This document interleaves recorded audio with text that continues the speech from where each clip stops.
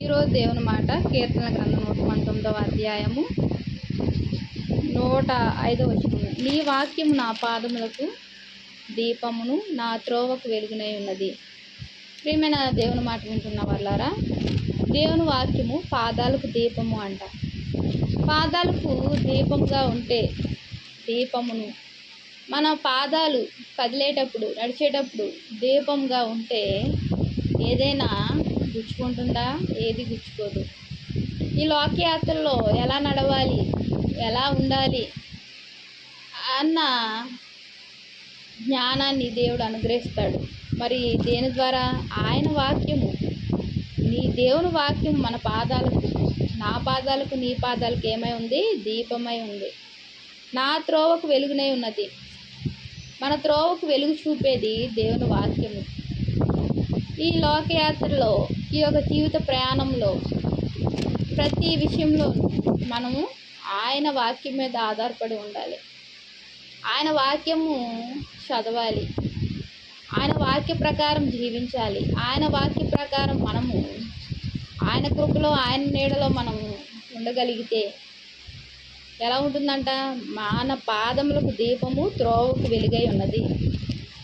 ఈ చీకటి లోకంలో వెలుగైన దేవుణ్ణి ధరించుకొని, ఆ వెలుగైన దేవునితో సహవాసం చేస్తూ, ఆ వెలుగైన దేవుని ప్రేమిస్తూ, ఆ వెలుగైన దేవుని యొక్క ఆజ్ఞను పాటిస్తూ, శాసనాలను, కట్టడలను అనుసరిస్తూ ఉంటే మన త్రోవకు వెలుగై ఉంటుంది. వెలుగు ఎవరికి నచ్చదు? అందరికీ నచ్చుతుంది. అందరూ వెలుగులోనే ఉండాలి అనుకుంటారు, చీకటిలో ఉండాలి అనుకోరు కదా, అనుకోరు.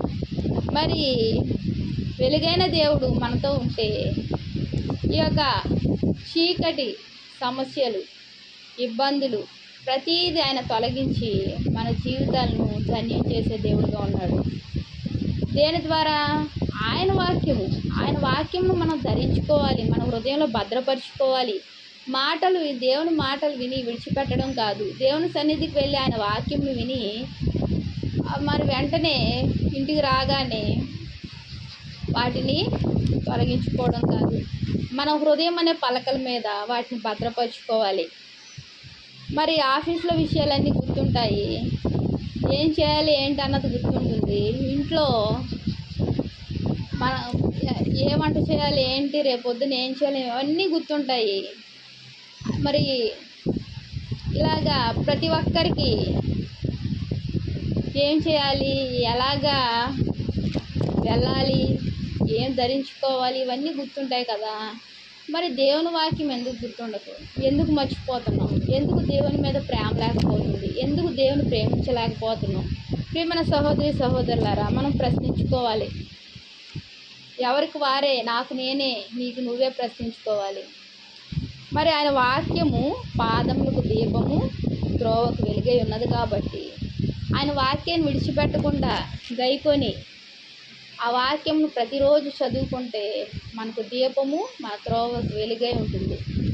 వెలుగుగా ఉన్నప్పుడు ఏది కూడా మనల్ని, ఏ సమస్య కూడా తొంగి చూడదు, ఏ ఇబ్బంది మన దరిదాపులోకి రాదు. ఆ దేవాది దేవుడు మనకు వెలుగై ఉన్నాడు, దీపంగా ఉన్నాడు. మనము ఆయనతో సహవాసం చేస్తూ ఆయన ప్రేమలో, ఆయన ప్రేమించే దేవుడు. మనం ప్రేమించకపోతే ఆయన విడిచి వెళ్ళిపోతాడు. ఆయన ప్రేమలో మనం స్థిరులుగా ఉండాలి అంటే ఆయన ప్రేమించి ఆయన కృపకు పాత్రలమవుదాం. దేవునికి వందనాలు. ప్రార్థిస్తుంది. మహాప్రేమగల తండ్రి, కృపగలైనా నీకు ఎన్నో వందనాలు, స్తోత్రాలయ్యా. తండ్రి నాయన, నీ వాక్యము మా పాదములకు దీపము, త్రోవకు వెలుగై ఉన్నదయ్యా.